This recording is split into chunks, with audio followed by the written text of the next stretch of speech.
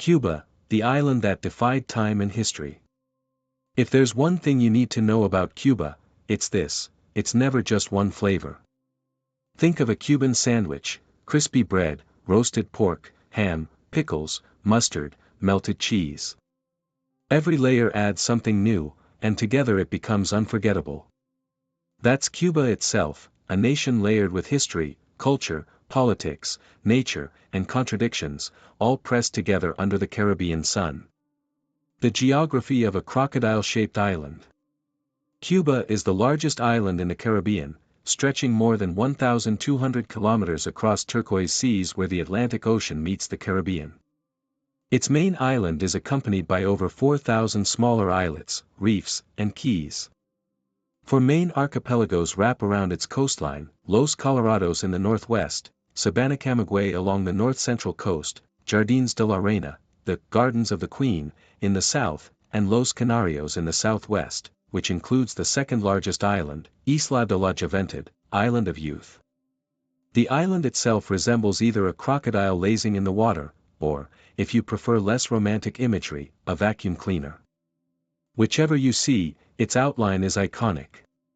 Politically, Cuba is divided into 15 provinces plus Isla de la Juventud, which holds a unique administrative status. The capital, Havana, La Habana, sits on the northwestern snout of the crocodile. It is the country's beating heart, home to over 2 million residents and recognized as a UNESCO World Heritage Site for its colonial core, crumbling yet majestic mansions, and streets alive with 1950s Chevrolets and Buicks. Beyond Havana, the eastern city of Santiago de Cuba serves as the island's cultural capital, brimming with Afro-Cuban traditions, carnival rhythms, and historical significance as the birthplace of the revolution. Meanwhile, Camagüey, with its labyrinthine streets designed to confuse pirates, dominates the Central Plains. And then, of course, there's Guantanamo Bay, a U.S. naval base leased in the early 20th century under conditions that Cuba has long disputed. Since the 1960s, Cuba has refused to cash the rent check sent by the U.S., leaving the arrangement in a bizarre diplomatic limbo. The perimeter around the base is marked with fences and even old landmines, making it one of the strangest political relics in the Western Hemisphere. A land of mountains, valleys, and tobacco fields. Cuba's interior is as diverse as its coastline. 3 major mountain chains break the horizon. Sierra Maestra in the southeast, where Pico Turquina, 1,974 meters, rises as the nation's highest peak. These rugged slopes once hid Fidel Castro's guerrilla fighters during the revolution. Cordillera de Guanaguanico in the west, home to the famous Vinales Valley, a surreal landscape of rounded limestone magueyes covered in lush vegetation. Naipsaguabaracoa Range in the east, near Baracoa, the oldest Spanish settlement in Cuba.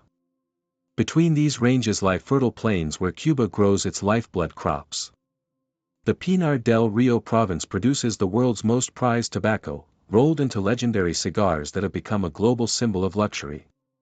For centuries, sugarcane plantations dominated the economy, so much so that Cuba was once called the Sugar Bowl of the world. While agriculture now represents only about 10% of the GDP, sugar and tobacco remain cultural icons. Today, tourism, nickel mining, Cuba holds some of the world's largest reserves, and services drive the economy. But one thing hasn't changed: Cubans take their coffee seriously. Served in tiny cups of jet black liquid stronger than rocket fuel, Cuban coffee is less a drink and more an initiation rite. Foreigners who underestimate its strength often find themselves jittering with superhuman energy for hours. Wildlife and natural wonders. Despite centuries of human settlement, Cuba has preserved a rich biodiversity. National parks and biosphere reserves protect coral reefs, mangroves, and forests. Among its unique species are the Cuban trogon, tacaroro, the national bird, displaying the red, white, and blue of the Cuban flag in its feathers. The bee hummingbird, the world's smallest bird, weighing less than a penny. The Monte Iberia eluth frog, one of the tiniest frogs on Earth. The Cuban solenodon, a rare insect-eating mammal that can deliver venomous bites. Several endemic yuccas, large rodent-like creatures resembling guinea pigs on steroids. The surrounding seas are just as rich. Coral reefs in Jardins de la Reina are considered some of the healthiest in the Caribbean, attracting divers from around the globe. A nation of blended identities. Cuba is home to about 11.3 million people, making it the most populous island in the Caribbean. Its identity is a mosaic shaped by centuries of migration, colonization, and struggle. Spanish colonists brought language and religion, while more than 900,000 enslaved Africans were forced to the island during the transatlantic slave trade, nearly twice as many as were brought to the entire United States. Their descendants today form the backbone of Afro-Cuban culture, from rumba rhythms to Santeria spirituality. Official statistics list about 63% of Cubans as white, 27% as mestizo or mulatto, and around 10% as black, with small communities of Chinese, Haitian, and other immigrant origins. Yet DNA studies reveal that even among Cubans who identify as white, African ancestry is widespread, reflecting centuries of blending. Indigenous Taino heritage is faint but still claimed by small rural communities, especially in the eastern provinces. Cuba's official language is Spanish, but the Cuban dialect is distinctive, fast, rhythmic, full of local slang, and often dropping consonants in ways that can bewilder other Spanish speakers. From colonies to revolution. Cuba's story is one of resilience and upheaval. Discovered by Columbus in 1492, the island became a crucial Spanish colony for centuries, exporting sugar, tobacco, and coffee.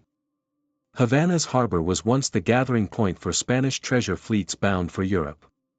Independence movements flared throughout the 19th century, culminating in the Spanish-American War of 1898, when Spain finally lost control. Though nominally independent, Cuba became heavily influenced by the United States during the early 20th century, with American businesses dominating sugar and tourism.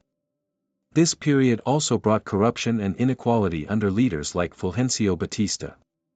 In 1959, Fidel and Raúl Castro, alongside Che Guevara, led the Cuban Revolution, toppling Batista and establishing a socialist state.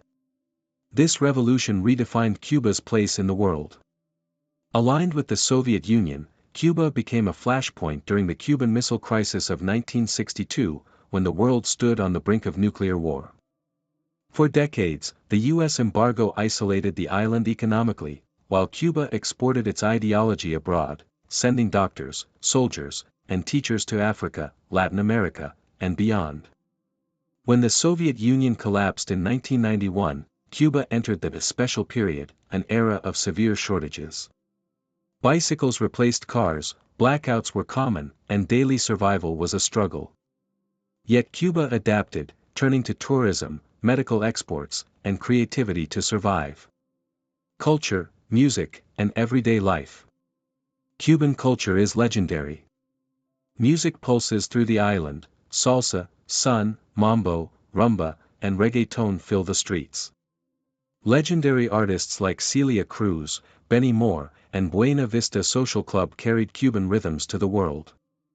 Dance is inseparable from life here, even small towns have plazas where people gather to move to the beat. Baseball, not soccer, is the national obsession. Introduced in the 19th century, it quickly replaced bullfighting and remains a point of pride, with Cuban players shining both at home and abroad. Religion in Cuba blends Catholic traditions with African-rooted Santeria, where saints are paired with Yoruba deities. Colorful rituals, drumming, and offerings reveal the island's spiritual diversity.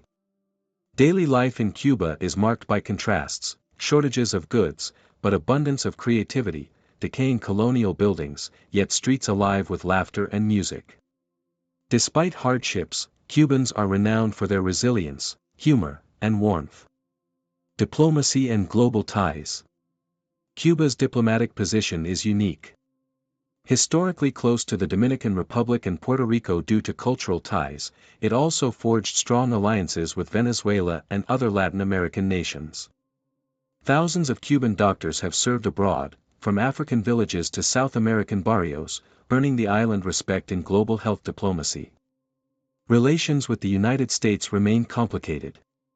In 2016, President Barack Obama visited Havana, becoming the first U.S. leader to do so in nearly 90 years, signaling a thaw. Yet political changes have since slowed that momentum.